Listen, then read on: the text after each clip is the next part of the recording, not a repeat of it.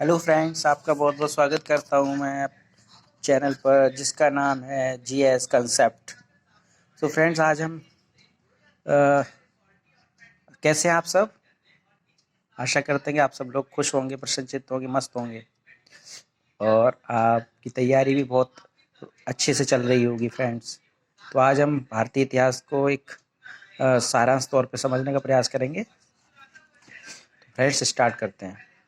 भारतवर्ष, जो कि उत्तर में हिमालय, दक्षिण में हिंद महासागर, पश्चिम में अरब सागर तथा पूर्व में बंगाल की खाड़ी से घिरा हुआ है। भारतवर्ष की संस्कृति विश्व में अपना एक अत्यंत महत्वपूर्ण स्थान रखती है। यहाँ कहा जाता है कि अतिथि देवो भव, यत्र नार्यस्तु पूज्यन्ते रमन्ते तत्र देवता, सर्वे भवन्तु सुखिनः, वसुधैव कुटुम्बकम। यही भारतीय संस्कृति की विशेषताएं हैं फ्रेंड्स। पाषाण काल से सिंधु घाटी सभ्यता, जो कि भारत की प्रथम शहरी सभ्यता थी, जिसमें कि उस समय भी स्वच्छता, जल निकास, शहरी नियोजन एवं अन्नागारों की व्यवस्था आज भी चकित करती है।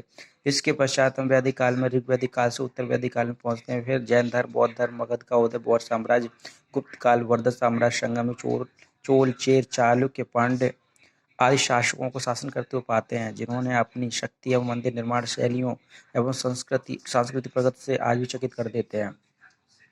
मौर्यों, गुप्तों, हर्षवर्धन काल से होते हुए राजपूत काल में प्रवेश करते हैं, जो कि अपनी साहसिक कार्यों के लिए तथा युद्ध में वीर गति प्राप्त करने तथा शत्रु को भी अपनी शरण में आने पर क्षमा प्रदान करने आदि गुणों का उदाहरण पेश करते हैं।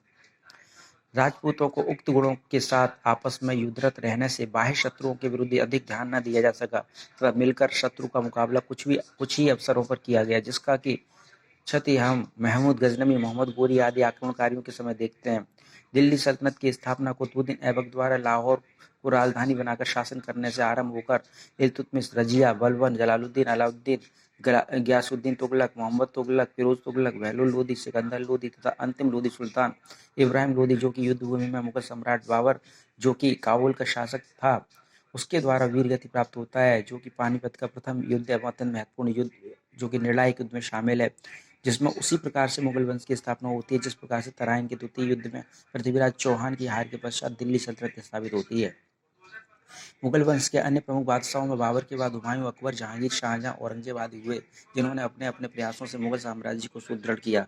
हालांकि औरंगजेब के पश्चात मुगल वंश के अयोग्य सम्राटों के कारण तथा अन्य आर्थिक सामाजिक कारणों से भी मुगल साम्राज्य का पतन शुरू हुआ और उस समय की अति महत्वाकांक्षी ब्रिटिश कंपनी, जो कि अन्य यूरोपीय कंपनियों में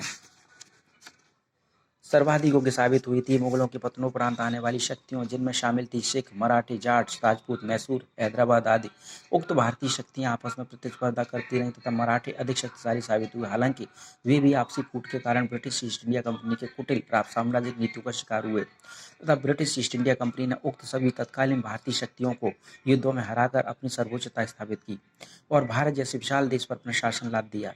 अनेक वर्षों तक ईस्ट इंडिया कंपनी ने अपने व्यापार के लाभ को अधिकतम करने के लिए भारत के किसानों, मजदूरों, नवाबों आदि का शोषण करने के लिए तथा ब्रिटिश हितों के पोषण हेतु पुलिस व्यवस्था स्थापित करना, कानून बनाना, रेल व्यवस्था, डाक तार की व्यवस्था करना, अंग्रेजी शिक्षा को प्रोत्साहन आदि गतिविधियों का आरंभ किया और 1857 की क्रांति के असफल होने पर हिंदू मुस्लिम एकता को तोड़ने के लिए फूट डालू शासन करो की नीति को प्रखर रूप से आगे अपनाते हुए दोनों समुदायों के बीच खाई को और चौड़ा कर दिया।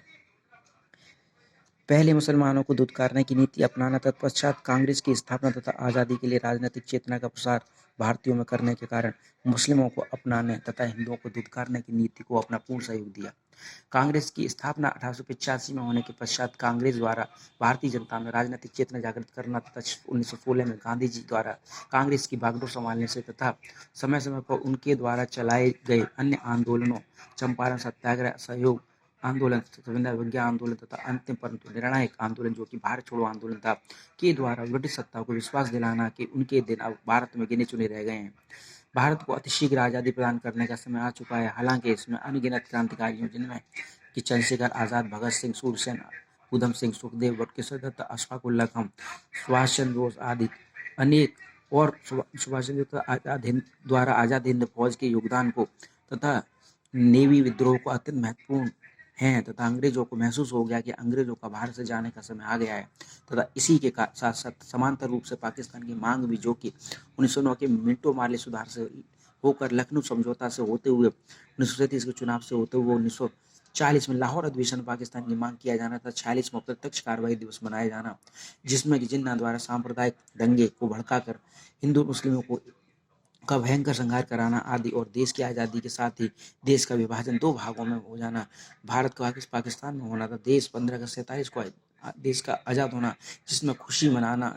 हालांकि देश का विभाजन से खुशी पूर्णतः प्राप्त न हो सकी और देश ने अपना संविधान 1950 सन 26 जनवरी सन 1950 को लागू किया। तो फ्रेंड्स, आज के लिए इतना ही। इस वीडियो में मिलते हैं फिर नेक्स्ट वीडियो में। तब तक के लिए बाय बाय, टेक केयर।